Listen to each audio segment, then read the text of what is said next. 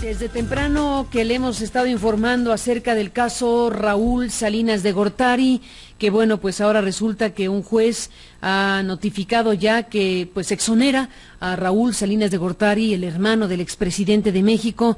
La Procuraduría General de la República anuncia que apeló la determinación de este juez. Tiene los próximos días para definir el tribunal correspondiente si revoca o mantiene la sentencia de este juez que dice que no hay elementos para considerar, no hay elementos que demuestren que una parte de la fortuna de Raúl Salinas de Gortari procede de un origen ilícito. Estamos hablando de una cantidad de 224 millones de pesos, esto que desde luego ha formado parte de un larguísimo litigio de más de 3 lustros en nuestro país, y que en este momento entramos en la recta final de definición de esto que es uno de los grandes casos de escándalo político en México, que es el caso del llamado hermano incómodo y de la familia Salinas de Gortari. Así que el juez determinó precisamente esta decisión. Carlos López Cruz, el juez número 13 de Distrito de Procesos Penales Federales en el Distrito Federal, determinó que Raúl Salinas de Gortari no es penalmente responsable de la comisión del delito de enriquecimiento ilícito. Fue exonerado también Juan Manuel Gutiérrez, a quien se le acusaba de lo mismo, además de peculado y además de ser acusado de prestanombres de Salinas de Gortari. Para el juez no hubo elementos para condenarlos y está decidiendo la exoneración tanto de Raúl Salinas de Gortari como de quien históricamente se ha identificado como su prestanombres. Para el juez no hay elementos que así lo confirmen y por lo tanto decide la exoneración. Este tema, por una y mil razones, merece toda nuestra atención. Por lo pronto, Daniel Lizárraga, para despedirnos, hay que decir que ya la Judicatura ha puesto a disposición de quien quiera revisar este amplio documento donde se explica, donde se expone por parte del juez Carlos López Cruz por qué decide exonerar a Raúl Salinas de Gortari. Así es, Carmen, buenos días al auditorio. Sí, el Consejo de la Judicatura Federal desde esta misma mañana ya ha subido a su portal de transparencia la sentencia absolutoria en favor de Raúl Salinas de Gortari. Gente que quiera leerlo, que quiera enterarse cómo y bajo qué circunstancias el juez Carlos López Cruz consideró inocente a Raúl Salinas de Gortari, pues puede encontrar ahí los argumentos. Pues no debemos ocultar en este sentido que se trata de una versión pública de 152 páginas que, omite datos personales de acuerdo, a nuestras leyes. Si bien puede ser pública, digamos, valga la redundancia, también se omiten datos personales como números de cuenta, propiedades, las propiedades exactas, algunos nombres de implicados, repito, porque eso está protegido por datos personales, pero el razonamiento del juez se puede ver claramente ahí. A reserva de que nosotros también la vamos a revisar con cuidado, podemos adelantar que además de que observamos ya que la Procuraduría General de la República en este año, ya durante el gobierno de Peña Nieto, sí hizo conclusiones acusatorias contra Raúl Salinas de Gortari. Es decir, a diferencia de que sucedió, por ejemplo, en el caso de los generales, que la PGR dijo que no tenía elementos para considerar que fueran culpables los generales y por eso salieron de prisión y salieron de inmediato.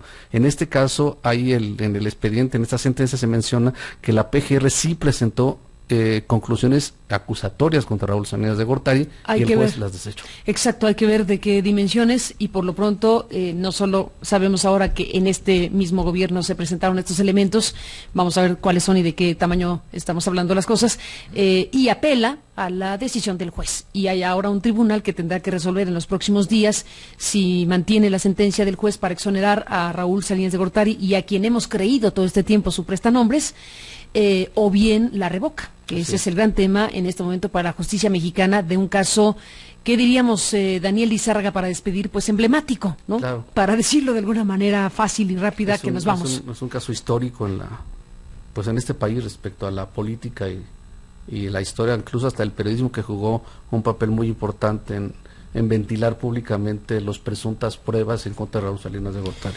Pues es un tema del que volveremos a hablar mañana mismo, porque por mil razones es uno de esos asuntos que marcan o deben marcar la historia de un país por los elementos involucrados, tratándose del entorno más inmediato de quien fuera presidente de la República y el propio presidente de la República de aquel entonces, aludido por su propio hermano, por lo menos en aquella llamada telefónica que hoy recuperamos entre Raúl Salinas de Gortari y Adriana Salinas de Gortari, en aquella filtración poderosísima que transmitió Televisa en el año 2000 en tiempos de Cedillo. También quedan efectivamente como aportaciones periodísticas que revelan y que muestran de qué estamos hablando, sobre el ámbito de corrupción aludido en personajes de este calibre, y que ahora que se está resolviendo judicialmente un caso tan importante y emblemático, vale mucho la pena recordar, a reserva de seguir analizando el alcance que puede tener que el juez pueda ver ratificada su sentencia en los próximos días o revocada, si la PGR realmente presenta los elementos suficientes para revocar una sentencia con estas características tan controvertida como exonerar a Raúl Salinas de Gortari del tema de enriquecimiento ilícito.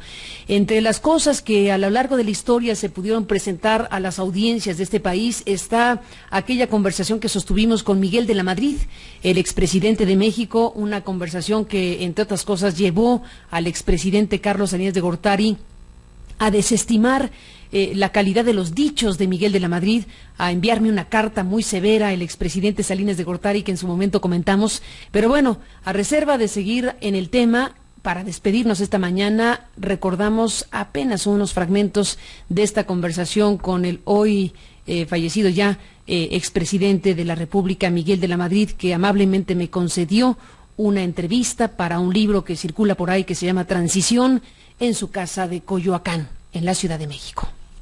¿Cómo abusó Salinas de esa partida secreta? Porque era mucho más grande que la que usted ejerció, eso está clarísimo. Ampliamente. ¿Qué más, de qué tamaño fue aquella partida secreta en relación a lo que usted ejerció? 5 veces, 10 veces, 100 veces. Por ahí. 100 veces. Sí. ¿Y el dinero usado?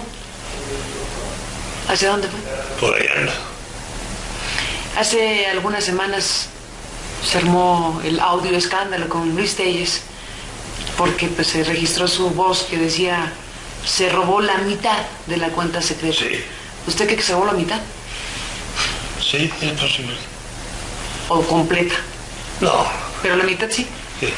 ¿Cómo puede un presidente robarse la mitad de la partida secreta? Pues porque es secreta. ¿Y si lo hizo Salinas? Sí. ¿Qué del hermano es lo que más le disgusta? Porque veo que ese es el tema para usted. Negocios ilícitos. ¿Cuál es en particular? ¿Cuál de todos? Bueno, conseguía contratos de gobierno. Se comunicaba con los narcotraficantes. ¿Desde cuándo Raúl Salinas de Gortari tenía vínculos con el narcotráfico? Yo creo que sobre todo a partir del gobierno de su hermano. Bueno, parte de lo que conversamos en su momento con Miguel de la Madrid Hurtado. Nos vamos, y esto es parte de lo más importante que esta mañana informamos para usted.